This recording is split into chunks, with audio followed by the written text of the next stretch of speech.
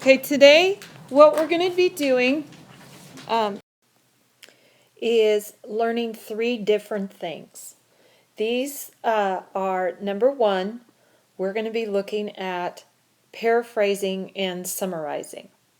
Summarizing your sources. Okay? Now, you guys have already been doing some paraphrasing and summarizing before, but this is going to be with sources. We're gonna look at kind of how to concretely do this. So I'm going to show you. We're going to practice a little bit in class, that kind of thing. The other thing you're going to be learning is how to take notes. So essentially, you're going to be using paraphrasing and summarizing to take notes on paraphrasing and summarizing. Okay? So it's kind of a double duty here, but it'll play out as we go. Okay? And then the third thing we're going to do, and I'll show you how to do it, is note cards. Okay? So paraphrasing, summarizing your sources, how to take notes. Okay, so it'd be like how to take lecture notes and then how to take notes on a source. So even that's double duty. And then putting those notes on note cards. Okay? On this slide, we have a description of what summaries and phrases do. So essentially, when you summarize and paraphrase, you put it in your own words. Okay? That's the deal. And so here's some points about paraphrasing and summarizing that I want you guys to think about. When you summarize or paraphrase, it's not enough to name the source. You must restate the source's meaning into using your own language. Okay? Now, this is going to keep you from plagiarizing. Okay? This is really important. You are guilty of plagiarizing if you half copy the author's sentences. Okay, that means mixing the author's phrases with your own without using quotation marks, or by plugging your synonyms into the author's sentence structure. Okay, now I'm going to stop for a minute. I underlined and circled some stuff in this information, but I'm also going to go back and annotate. Okay, so in other words, summarizing and paraphrasing here are 2 sides of the same coin. Okay, they're very similar. And so I'm telling myself that they're similar, and I'm going to write down my note. They both, when we're putting paraphrase and summarizing into a paper like your synthesis paper, it's not enough just to name the source. We have to have the meaning, okay? And so we use my own language. This is in my own words. That's what that means. Okay, so now I'm annotating this information, and so then what I'm going to do is put it on another slide where I'm going to summarize it. Okay, now it says you are guilty of plagiarism if you half copy. Half copy is the skill here that is being criticized. So I circle it. And then anytime I see the word either like this, I know that there's going to be 2 points coming up because it has to be either one or the other. So I usually like to number it. So either by 1, mixing the author's phrases, okay, without using quotation marks, or 2, by plugging in my own synonyms. Okay, so author and mixed with mine, okay, kind of like that. There. So that reminds me that when I mix my phrases with the author without using quotation marks, then I'm plagiarizing. And so then number 2 is kind of like substituting a word here or two, subbing a word or two into the author's sentence. Okay? So essentially, you guys know what this looks like. I mean, you did it a little bit when you were little because your teachers, they realized that you weren't old enough to understand plagiarism. They just wanted you to put good sentences on a paper because that's what you were learning at the time. So they kind of have to pick and choose what you're going to learn because some of it can just be too darn overwhelming. But now you've got to be careful that you don't do this. You're learning a brand new skill, and so it's important that you realize that what you did when you were little, which wasn't a big deal when you were little, is now a big deal. You're doing the grown-up thing by learning how not to plagiarize. Okay, so now this bottom one says resist this temptation. Already in my brain I'm going, okay, it's giving me a tip on how not to plagiarize because it was just talking about guilty of plagiarism. So resist the temptation.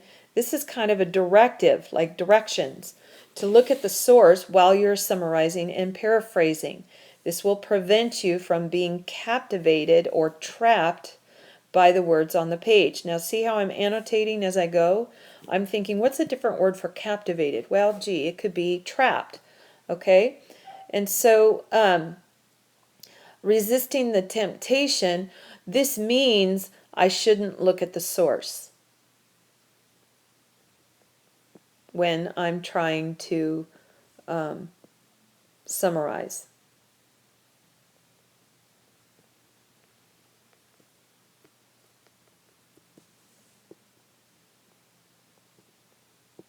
Okay, now sometimes that's pretty hard to do, but when you annotate like this, then you summarize with your annotations instead of the actual words, and I'll demonstrate that in just a minute. Now what I'm going to do is I'm going to move this all the way up so I can't see it. Okay, actually I'm going to take a minute, kind of look. Okay, things are similar, summarize, paraphrase, similar.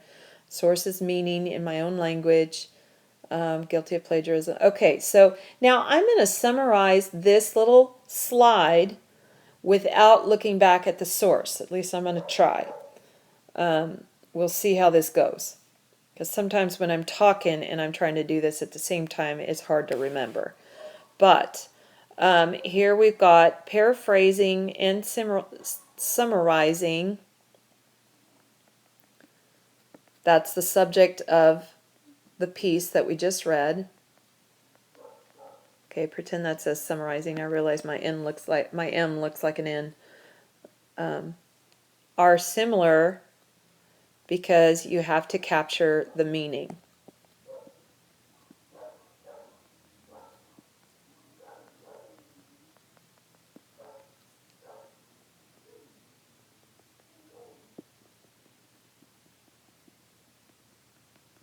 Okay, so that was kind of the first point.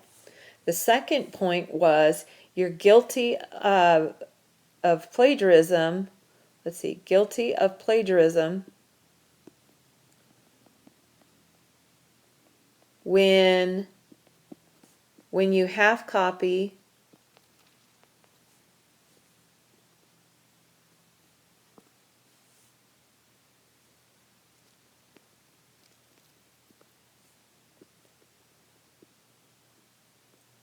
the author's sentences, the author's phrasing with your own,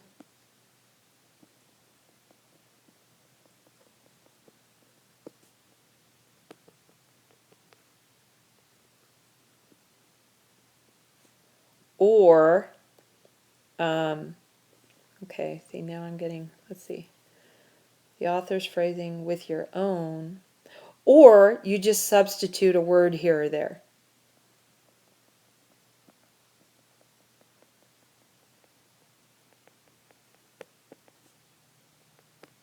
Either way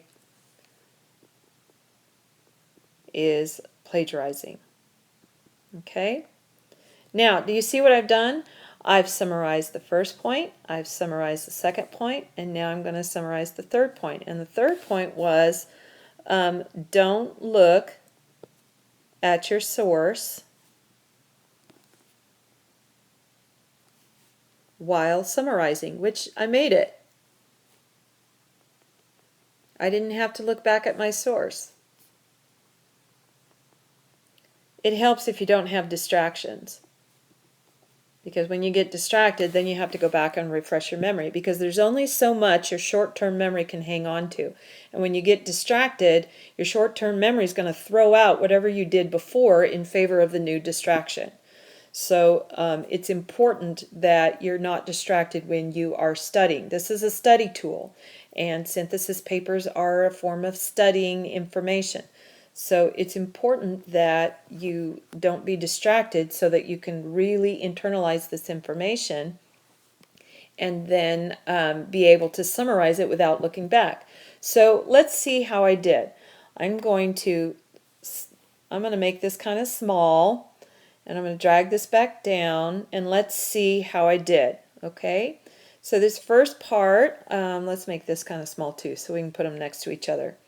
Okay, if we see, when you summarize or paraphrase, it's not enough to name the source. You must restate the source's meaning using your own language. Okay, paraphrasing and summarizing are similar because you have to capture the meaning. Okay, there we go. Now, I didn't use in your own language, but you know what? I kind of knew it was already going to be in my own language. I mean, I imagine you guys would know that too. So it's kind of, when you're summarizing, you don't have to summarize things that you really do know by common sense. Okay? That's a good way to eliminate things that you don't necessarily have to write down. Okay? Then look at number 2. I said you're guilty of plagiarism when you half copy the author's phrasing with your own, or you just substitute a word here or there. All right, let's look at the original. You're guilty of plagiarism if you half copy the author's sentences, either by mixing the author's phrases with your own, or by plugging your synonyms into the author's sentence structure. Now, I got that, didn't I? I said copy the author's phrasing with your own. Okay, so that's like piecemeal, and then, or just substitute a word here or there. Okay, now number 3, look at what I said. I said don't look at your source while summarizing. That's very short. Look at the original. Resist the temptation to look at a source while you're summarizing or paraphrasing. This will prevent you from being captivated by the words on the page. Okay, I already know why they want me to do it, so all I really needed to know is what the tip was. So, you know, all in all, that wasn't bad. And I could always go back to my notes from here to here and add trapped if I wanted to. Okay? So that's pretty straightforward. Now we're going to do a little bit of practice. Okay, now on this one, you'll notice on your slide box of your handout, it's blank. Okay, now what I want you to do, we're just going to do the first part. It says paraphrase, restating a phrase, sentence, or paragraph into your own words for clarity. So I'm going to annotate this, restating, okay, for clarity. I think if I just remember that one little bit, then I'd be okay. So I want to get it out of your way here for a minute, and I want you guys to write the definition for paraphrase from what we just talked about. Okay? Do you see? You've got to pay attention. All right, we'll try it again. I want you to read just that first sentence to yourself while I'm reading aloud. Restating a phrase, sentence, or paragraph into your own words for clarity. Now, I want you to paraphrase that in your own words without looking at it. Now, remember, you don't have to do word for word.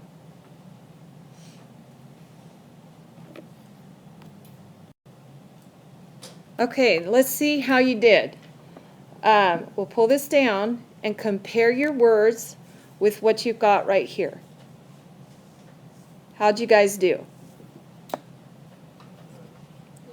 Did you capture the meaning, the idea behind it? Okay? Now, I want you guys to do number 1 on your own. Read it to yourself, and then I'm going to slide it away so you can't see it.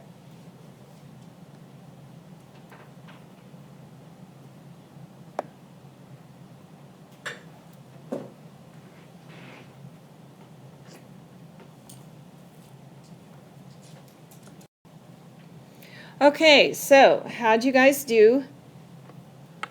What were the key words and phrases that you got down from that short little piece? Understand. Understand clearly. Okay, good. Understand clearly. To clarify, for clarity. Good. All right, so now number 2. It's a little bit longer. Read the whole thing. Look for the key ideas.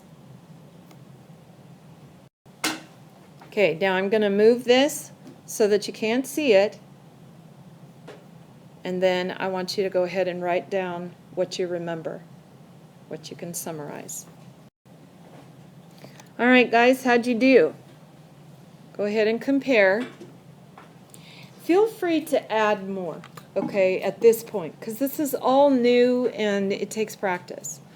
But what were some of the key phrases that you could have reworded in here?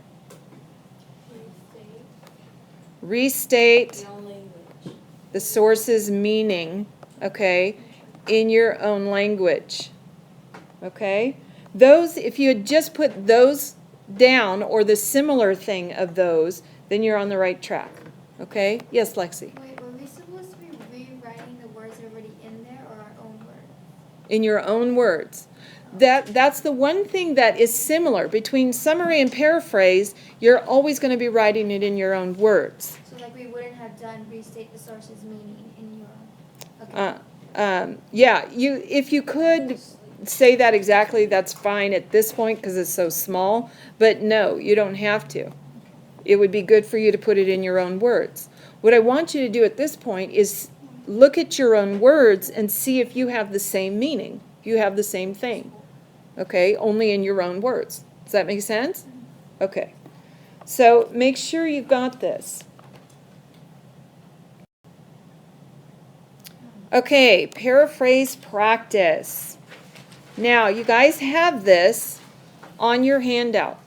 So let's read together. An estimated 32% of fatal car crashes involve an intoxicated driver or pedestrian. Okay, now these two bullet points are a lot longer, and I'm going to do them in a whole piece. Okay, so this is where annotation comes in so handy for not looking at it while you're trying to summarize. Okay, so you annotate first, and here I'm looking, okay, 32% of fatal car crashes. Okay, so in other words, roughly a third of crashes are done by people under the influence. Are by, and I would shorten it, DUIs. Because in my brain, I know what a DUI is. Okay? Do you see how I'm able to shorten that? Drinking alcohol and driving simply do not go together. The human brain has to deal with many things and process countless data all the time. Okay, now this is good to know. Human brain, countless data. I'm thinking those two go together because the brain is busy. I think that's a good thing to say here. The brain is busy. Okay, do you see what I did? Alcohol affects attentiveness and one's ability to make quick decisions on the road, react to changes. Okay, in my brain I'm going, all right, here's a series. I might want to do the numbering again. React to changes in the environment and execute specific, often difficult maneuvers behind the wheel. Okay, so now I'm going to go back over that. Alcohol affects, number one, attentiveness. Number two, ability to make quick decisions. Okay? React to changes. And execute specific, difficult maneuvers. Number four, when drinking alcohol, driving becomes dangerous and is potentially lethal. Okay, so drinking alcohol is deadly.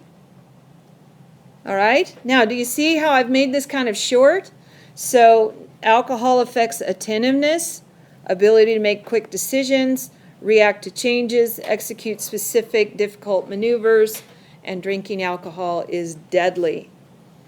All right, so now I want you guys to put your hand over this. I want you guys to I'm gonna drag this. I want you guys to put your hand over it, and I want you to drag to cover it up, okay? and see if you can summarize what this says. Okay? The whole thing? Guys, this will really help your memory. So if you're some of those people that when you read, you forget what you read, this is going to help. Okay? It will help hone that. All right? So first thing I said, okay, well, I'll demonstrate again and then I'll give you another chance. But the first thing I noticed, I remembered off of my annotation, is a third of all crashes are done by DUIs. By DUI drivers. Okay, now why do I remember that off my head? Because it's a fact. Oh, that's not why I remember it. I remember it because that's how I annotated it. Yeah, yeah, that's why I remember it. Okay, and then it said brain processes lots of information. See, you remember. Do you see it? When you guys give yourselves like, what did I do with brain busy? Do you know what that is? Yeah, that's alliteration. Helps you remember. Okay? Processes lots of information. So in my head, I heard brain busy, which means the brain processes lots of information. So with 2 words, I remembered 5 or 6. You see? It works really well. Now, you have to admit, I've had a little bit more practice than you guys. Okay? Mm-hmm. Write that one. Okay? Yeah. And the next one was the 4 different ways. Now, do you know why I remembered the number? You can actually remember stuff in 3s and 4s. That's why, do you notice your phone numbers in groups of 3s and 4s? That's because your memory works best in groups of 3s and 4s. So I remember numbering 4s, and so then I'm going to go, okay, there are 4 reasons alcohol doesn't work. Alcohol and the brain can't function fully. Right. Alcohol doesn't work with the brain. Okay, and let's see how much I can remember. Okay, number 1, let's see. Now, because I'm talking, I'm going to forget some of this stuff. If I was just sitting here doing this myself, then I wouldn't forget so much stuff. But I've got to go down now. Let's see. Okay, attentiveness, ability to make quick decisions, reactions to changes, execute difficult maneuvers. Okay, so now I can add to this and go, okay, affects attentiveness. Oops. Wait, are we on the paraphrase? Attentiveness. We're still on the paragraph. The paraphrase practice, right? We're not on the paraphrase example? No. Affects attentiveness. Affects affects ability to do difficult maneuvers.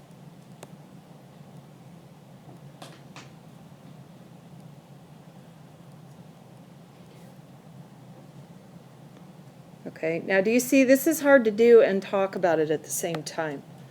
Okay, so when you interrupt me, I forget what I was doing. So I missed quick decisions and reactions to changes.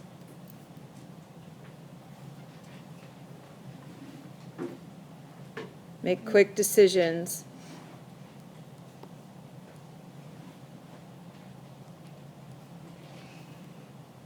And number 4, reaction to changes. Now, could I write a small paragraph on this? Yes. I could, yeah, I could. Okay, because I got enough information here. Okay, so here is, now the last thing that was on here, if you remember correctly, was alcohol is deadly.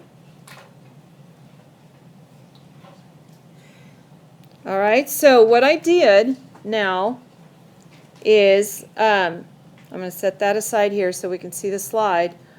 I summarized all of this into its main points. Okay? Now, how many people have had practice with this, where you summarize something? Okay, only a few? All right, so this is good that we're doing this. All right, all right, so here we go. This is a paraphrase example. Alcohol affects attentiveness and one's ability to make quick decisions on the road, react to changes in the environment, and execute specific. Okay, you know what? We've already done this. But let's go look again. What was important about this particular paragraph? This little section. Affects attentiveness, right? Affects attentiveness, ability to make quick decisions, react to changes, execute maneuvers. Okay? So if I was to put this in a sentence, I would say alcohol affects one's ability or mental ability to do complex tasks. Now, this is a summary. Okay? Because I shortened it. All right? Now, if I was to paraphrase, I'm going to take this section here, affects attentiveness, and I'm going to rewrite it into my own words for clarity, to make it clearer. Okay? So,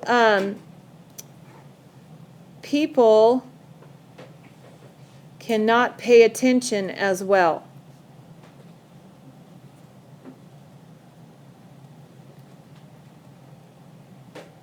As well as normal. Okay, now did you notice it's longer than the original phrase? Paraphrase will sometimes do that. Okay? You ever notice when a teacher will have a difficult concept and it'll be like a name or a new term, and then they spend the next 10 minutes explaining that concept? That's part of the paraphrase thing. It's explaining it so someone else understands the new term or the new word. Okay? So that's what paraphrase is. Paraphrase is not necessarily going to be shorter. Okay? It is often longer because you need more words to explain a shorter, more precise word, but it's like more sophisticated. Okay?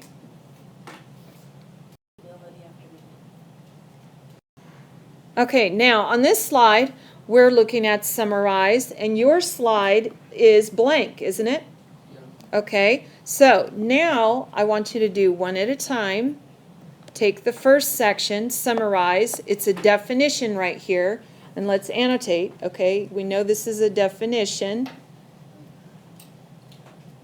Okay, the purpose, remember, large amounts of information. Okay, and then when you summarize or paraphrase, it's not enough to name the source. You must restate the source's meaning. Okay, now where have we seen that before? In the paraphrasing. Okay, so what you can do is in your brain, you're going, okay, well, I already know this one. I don't necessarily have to write the whole thing. This one's the one I need to remember. Gee, summarizing means to shorten a paragraph, and its purpose is to remember large amounts of information. Okay, Savannah, honey? If you're... Now, I'm going to move it, and I want you to restate it in your own words. Okay, do that now, everybody. All right, so you guys did only the summarized definition part? Yeah. How'd you do? Okay, what'd you get for your definition of summarize? What did you actually say? Abby? Short and main points. That's the word you actually wrote. Yeah. Yes, good. I put bring out the main point. Bring out the main points. Good. Okay, do you see how there's similar ways to say the same thing? All right, so now I want you to do number 1 and 2. You read them yourself, and then I want you to summarize them. All right, let's see how you did. We'll pull this down. I got most of it. Okay.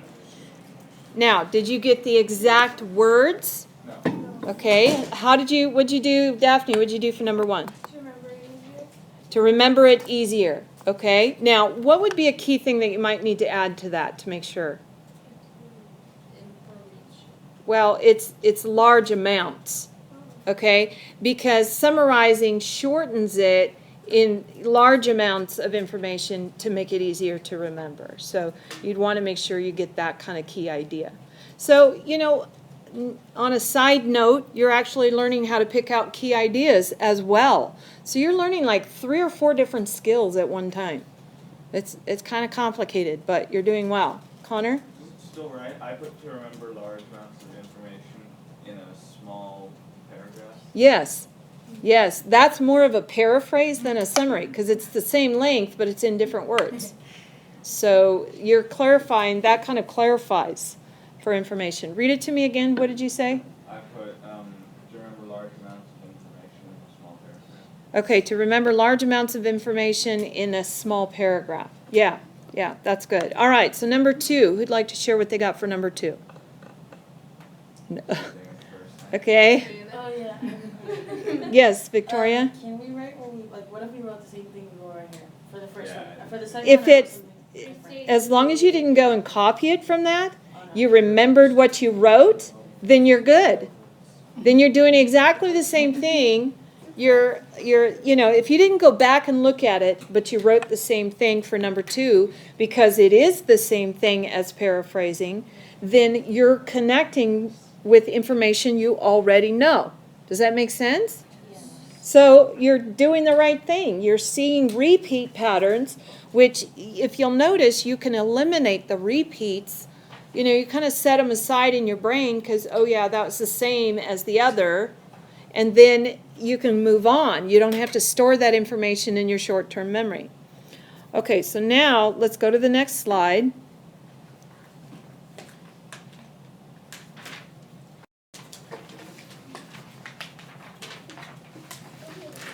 Okay, now on this sample source, actually, you know what? I'm going to skip this because we've got it's kind of long and we've got a lot. Okay, now this is a very common type of plagiarism. Okay, we're talking about a type here. And this is, actually, I don't think you guys have this. You don't have this in your handout. So what I want you to do is while I'm talking about it, flip your handout to the blank section on the back, and I want you to summarize this, which means I don't want your head bobbing up and down looking for the exact word, okay? I want you to summarize it and put it down on paper. It's really important that you do that, okay? So this type of plagiarism is a mosaic, okay, which means it's a patchwork. Okay? It's a patchwork which is random, and it's readings and phrases that are woven, resulting in a collage of other people's words, and the only thing the student has done is work a few pieces together. Okay? So it's kind of like, okay, this paragraph is about this author, and this paragraph is about this author, and then paragraph number 3, okay, that was 1 and 2, paragraph number 3 is about this author. Okay? That's bad. And if you're just summarizing it, even if it's in your own words, it's still plagiarism, even if they're properly documented. Do you understand? Because there is no contribution that you're actually doing. You're just summarizing somebody else's words and slapping them on paper. Okay?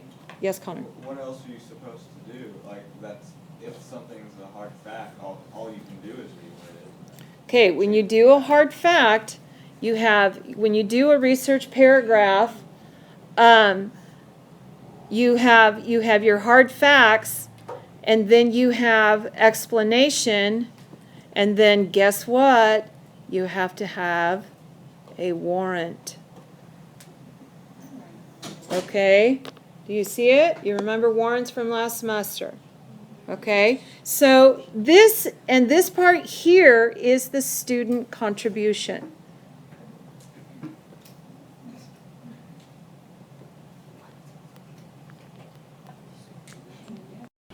Okay, now so does that make sense? You know, if you just did hard facts from this author, and then the next author, and then the next author, you're simply repeating other people's words. There's no point to it, okay? They can just go and read the source for themselves. So the point is that you have a central focus, and then you use your hard facts and your explanation. So here you might make it easier for somebody to read, and then your warrant is why should they read it. Okay? But isn't that what everyone else does? What everyone else does. What do you mean by who is Like, everybody if you're else? taking someone's work and not rewording but adding to it, if everyone's doing that, just bring their own explanations, isn't everyone taking it from like the same? You mean everyone in the class? No, like everyone who writes a document, isn't everyone? Yes, taking the same? essentially.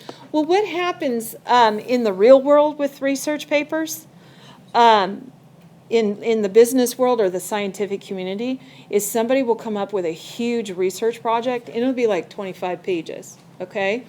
And so then somebody will read that, and they will read someone else's research, and then they will condense it into a single paper that's simpler, easier for people to understand, and they will write it, say, for like a newspaper. Okay? Now, when you're in college, the purpose of a research paper is not just to have hard facts and explain, but it is also for you to learn. So sometimes your research paper will be a learning process. Okay? When I was in college, sometimes they would call it an I search, where I searched a topic and I learned this about it. Okay? So it's kind of, you know, depending on what you're doing. Okay? Now, when you get to be seniors and you do the ethics paper, you're going to be deciding which side of that ethic you fall on. Okay? One very popular topic is abortion. Is abortion okay or not? And so then they pick a side and they argue that side. And so then when you have these hard facts, you have your explanation, your warrant explains why you are right. Okay? Does that make sense? So there will be different purposes for research. This one here is essentially to get these kind of skills down, and then you'll educate people on drunk driving. Okay? Now, yes, there's a lot of information out there on drunk driving. You're going to narrow it down to one particular topic, which is another class period that I'm going to show you, and I'm going to teach you how to narrow down. Because remember that handout had all the terms and stuff on it? All of those could be different kinds of topics. And so you're going to pick like 4 to talk about and create a paper from it. Okay? All right, so yes. Okay, now here's an example that I want to show you of how some things get plagiarized. This is actually a different type of plagiarism. This is just changing a few words here or there. Okay? And this is what a lot of elementary school students end up doing. Okay? Now, you do not have to write this paragraph down. I just want you to see it, okay? So now I'm going to go through and read it, and then I'm going to show you how I'm going to change this around. About 1/3 of the drunk driving problem, arrests, crashes, deaths, and injuries, comes from repeat offenders. At any given point, we potentially share the roads with 2 million people with 3 or more drunk driving offenses. Taking away their licenses isn't enough. 50 to 75% of them drive anyway. This is why we need to require ignition interlocks for all drunk driving offenders. We can stop these offenders before they repeat their crimes. Okay, so I'm going to choose this sentence right here. Okay? And I'm going to say, at any time,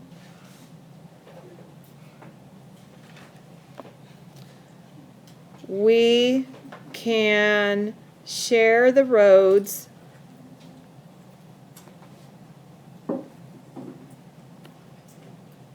with 2 million people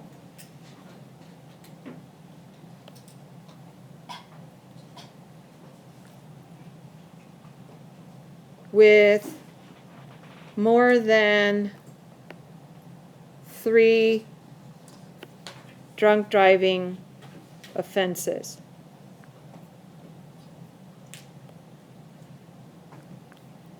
Okay, now this is flat out plagiarism. Okay, this is bad. Do you know why? How much of it did I change?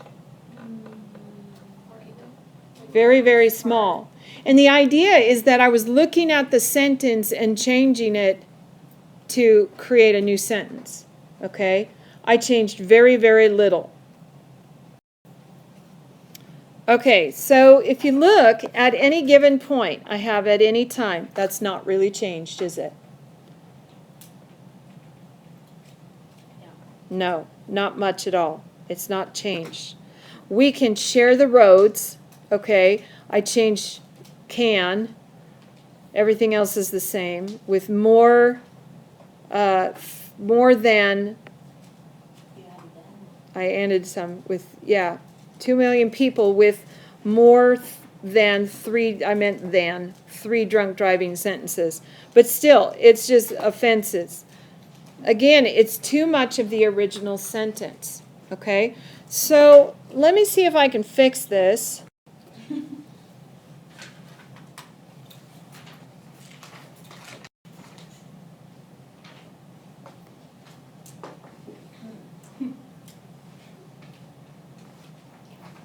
All right, let's see if I can fix this. At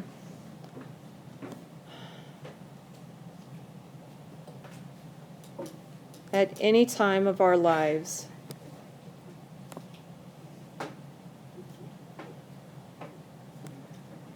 we may share the road. We may drive on the same road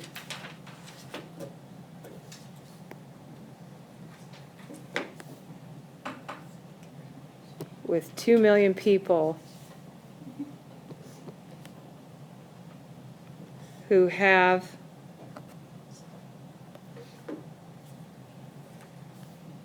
more than 3 offenses.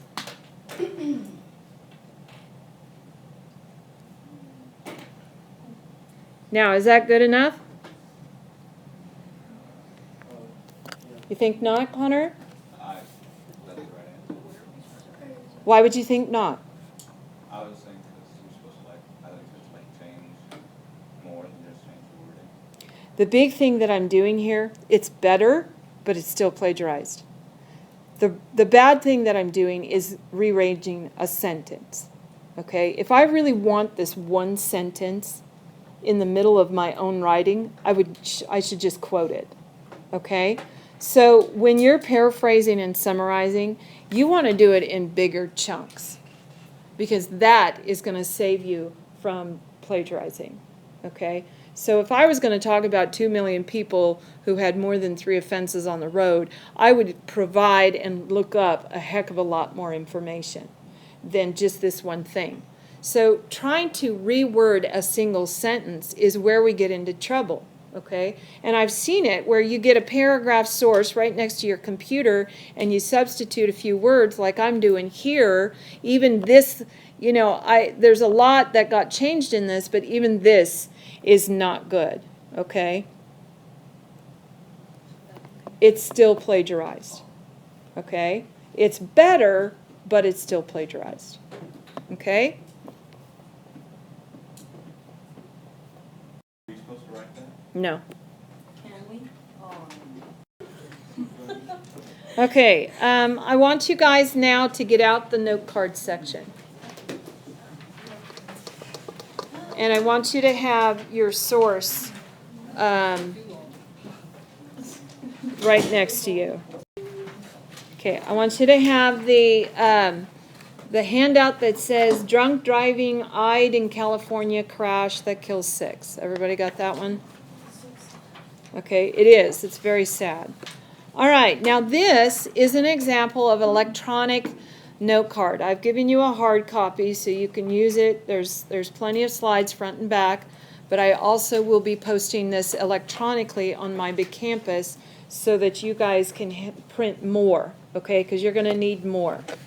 Now, what I want to do is look at drunk driving and see where it says February 9th, 2013, officials investigate the scene of a multiple vehicle accident where 6 people were killed on the westbound Pomona Freeway in Diamond Bar. Okay, that's where I'm at.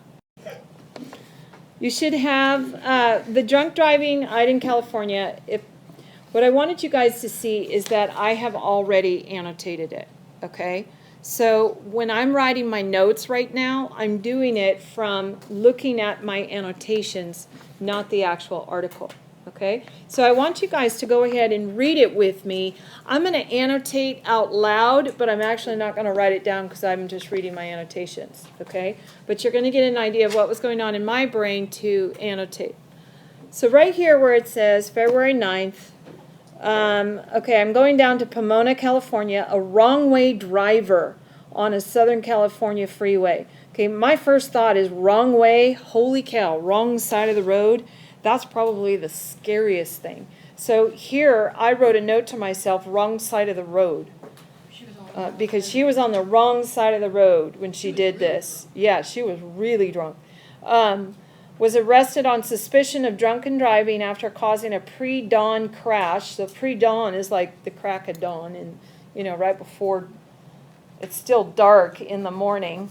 Okay, with multiple vehicles Sunday that left 6 people dead. Wow. Okay, I circled that and put wow. A highway patrol officer told the Los Angeles Times. And so then in the next paragraph, police arrested the 21-year-old female. And I circled 21-year-old because I'm thinking, oh, she's so young. And then I wrote, now responsible for 6 deaths. Because in my brain I'm going, holy cow, to be that young and to be held accountable or arrested for 6 people, for killing 6 people. Ugh. I would not, what a horrible place to be. Okay, so they arrested her on suspicion of felony driving under the influence and felony manslaughter. And that's, now felony manslaughter, I circled that because that's her crime. That's what she's going to be charged with in connection with 4:40 a.m. accident on westbound Pomona Freeway or State Route 60. I actually know where that is. I used to live by there. Said Rodrigo Jimenez, a California Highway Patrol spokesman on the scene, who spoke to the Los Angeles Times. The female driver was in serious condition at a hospital, a LA County hospital, with a broken femur and a ruptured bladder. Boy, she's going to have a rude awakening when she gets out, isn't she? Her life is essentially over. Authorities were seeking blood tests. Okay, and I'm thinking, yeah, they kind of need to test for alcohol level.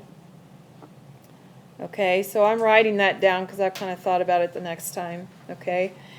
Investigators believe from what they found in the vehicle that alcohol was involved. LA County Coroner Fred Corral. Jimenez said the woman was traveling east in a red Chevy Camaro. Well, there we go. It's a big sports car. When it collided head on. And I circled head on and just went, that's awful, to myself in my notes, with a red Ford Explorer. The sequence of events involving the other vehicles was not immediately clear, but at least 2 people were ejected from their vehicles. I don't know if you guys have ever seen pictures of that, but it is awful. Does that mean they didn't So, have seatbelts on? yeah, they didn't have their seatbelts on. And so I circled were ejected, so awful. Probably didn't have seatbelts on. That's just, it's bad. It's bad when you go through the windshield. Most people don't recover from that. 4 people were pronounced dead at the scene and 2 people died at an area hospital, authorities said. The freeway lanes in both directions were closed for hours Sunday. Jimenez told the newspaper as he stood near the crumpled vehicles that it was a horrific collision. And this tragedy is 100% preventable. Absolutely. I'm telling myself.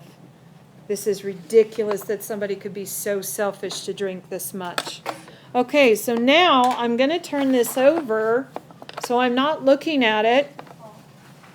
And I'm going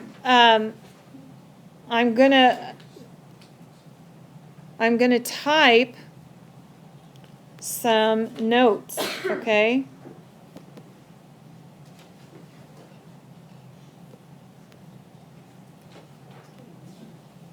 Okay, so here, now I'm going to summarize this whole thing. I'm going to say in my own words, all right? Now I'm doing this. You can, sorry, get this to fit so you can see it. Let's do this in black, and then I'm going to there we go, so you can see it a little better. Okay. So a 21-year-old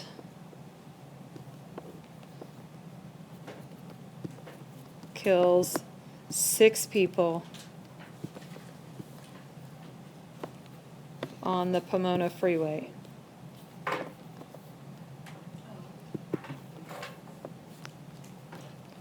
She's in the hospital.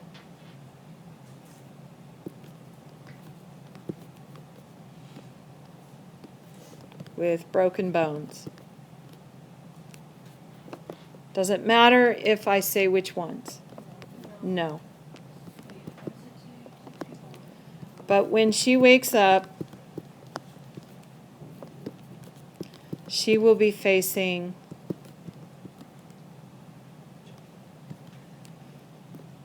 six felony charges of manslaughter.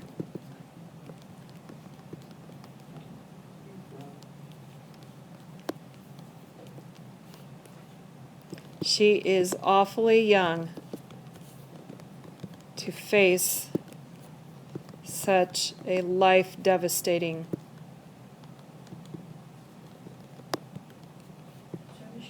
event. Okay? Now, if you'll notice, what I've done is what parts are my summary here? Well, look up here. No, which sentences are the facts? Because there's one sentence that's not. Well, okay, let's do it this way. Find the one sentence that's not a fact from the story. She's awfully young. She's awfully young. Okay, so this is my explanation. Okay. Now, if I wanted to do a warrant in here, okay, I would say it is sad that someone so young, okay, that does say someone, just pretend it does, so young, now I kind of forgot what I was going to say. It is sad that someone so young has made such a terrible mistake.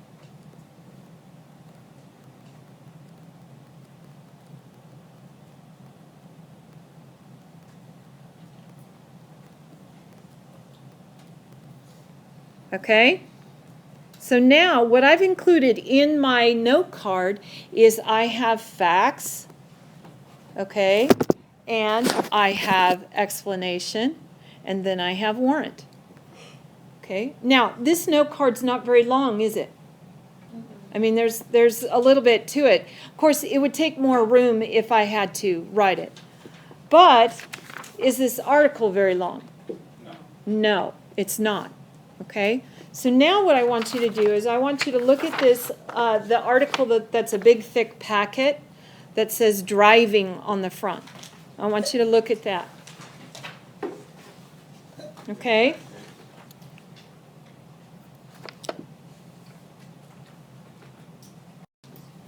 Okay, if you look at the driving, the packet has, how is it divided? How are the sections divided? Headings. Okay, headings and subtitles. Okay? So while this page, the very short article, only requires one note card, how many of these do you think we'd need for driving? 2. Many. Way more than 2. Way more than 2. But you know what? You wouldn't need 2. Now see, on the front page, you have a lot of short paragraphs. Do you need a note card for each paragraph? No. So as you read in your mind, you want to be thinking about how information can be grouped together. Okay? If you turn the page to the second and third page, all right, each section, it says the solution. Then on the next page it says promising but inadequately evaluated measures. And then it says down at the bottom, measures of little or no value. So you have 3 different ideas on how to fight drunk driving. They have some that work. They have some that work, some that have not been documented, and some that have no value at all. Okay? So those would be like 3 different note cards. Do you see? Because they're completely different ideas. Do you understand what I'm saying? Okay? Now, I need you guys to write this down at the top of your note cards because this is your assignment. Yeah, you have homework which is going to be due Tuesday. Okay? It'll be due Tuesday. So you can do a little now, you can do a little on Sunday, you can do a little on Monday night. Okay? I want you to finish up note cards for this handout, for this source. Okay? Now, the other thing that you guys need to make sure you do is you need to have the, here, I got to show you. This part here, the source citation. Okay, so where are you going to find the source citation? Go to the back page of your thick handout. This says written and edited by Professor David J. Hansen. Okay? So you're going to put in there Hansen, Professor David J. Now, I can't fit all that information on this screen, but what else are you going to need? See where it is? You're going to need copyright, you're going to need the date, and you're going to need the sociology department of the State University of New York. Okay? So you need to fill that in.